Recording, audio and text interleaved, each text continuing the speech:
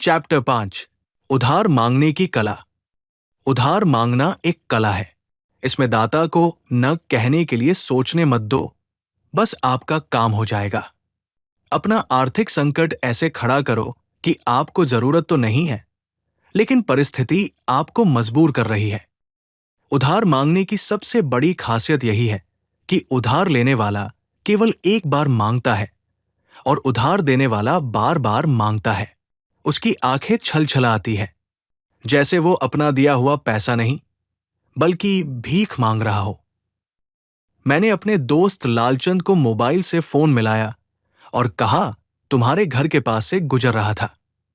किसी को 10,000 रुपए देने थे, घर से लाना भूल गया। सोचा तुमसे ले लूं, वापस घर जा सकता था, लेकिन तुम्हारी भाभी बाजार गई है, चाबी उसके पास है और बैंक भी बंद हो चुके हैं। लालचंद बोला, शर्मा जी, आप भी क्या बात करते हो? यह तो मेरी खुशकिस्मती है कि आपने मुझे इस लायक समझा। तीर निशाने पर लग गया था। इसे कहते हैं मांगना। मैं यदि खुद को कंगाल बताता तो ये सारे बहाने वो बनाता और उसकी बीवी चाबी लेकर बाजार चली गई होती। मैंने कहा, यार, तुम्हारे घर की गली संकरी है, गाड़ी अंदर मुश्किल से जा पाएगी। तुम ऐसा करो कि मुझे गली के नुक्कड़ पर मिल जाओ। मैं 5 मिनट में वहीं पहुंच रहा हूं। गीदड़ की मौत वाला मुहावरा चरितार्थ हो रहा था। शिकार खुद शिकारी से पहले वहां मौजूद था। मैंने रुपए लिए और अगली शाम तक लौटाने का वादा करके वहां से निकल लिया। मेरा काम खत्म हो चुका था और लालचंद का शुरू। महीनों गुजर गए। लालचंद का जब भी फोन आता, या तो मैं पूजा कर रहा होता था या बाथरूम में होता था। अब लालचंद ने मेरे घर के चक्कर लगाने शुरू कर दिए।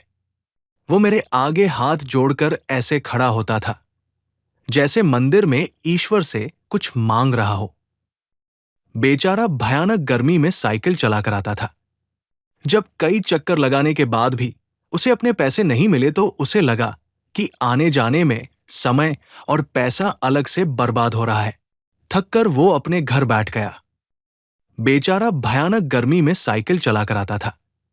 जब कई चक्कर लगाने के बाद भी उसे अपने पैसे नहीं मिले तो उसे लगा कि आने जाने में समय और पैसा अलग से बर्बाद हो रहा है। थककर वो अपने घर बैठ गया। उधार के मामले में धीरे धीरे तरक्की हुई है। अब उधार लेना एक कला नहीं, व्यापार है। बड़े बड़े लोग बड़ा उधार लेने के लिए पहले एक छोटा सा उधार लेकर समय से चुका देते हैं। इस तरह दाता का विश्वास जीतकर फिर एक दिन बड़ा सा उधार लेते हैं और मुकर जाते हैं। आज जो भी आपको बड़ी बड़ी गाड़ियों में घूमता दिखाई दे, समझ लेना कि इन्होंने बड़ा सा उधार लिया है।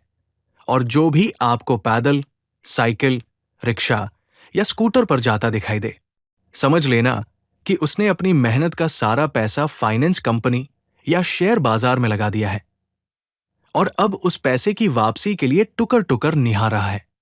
पैसा दिया तो इसलिए था कि वक्त पर बिटिया के हाथ पीले हो जाएंगे, पर बिटिया के हाथों की बजाय इनका शरीर पीला पड़ गया। सरकार के पास शिकायत करने जाओ तो पता चलता है कि सरकार खुद एक बड़ा उधार मांगने विदेश गई है। सुरेंद्र शर्मा।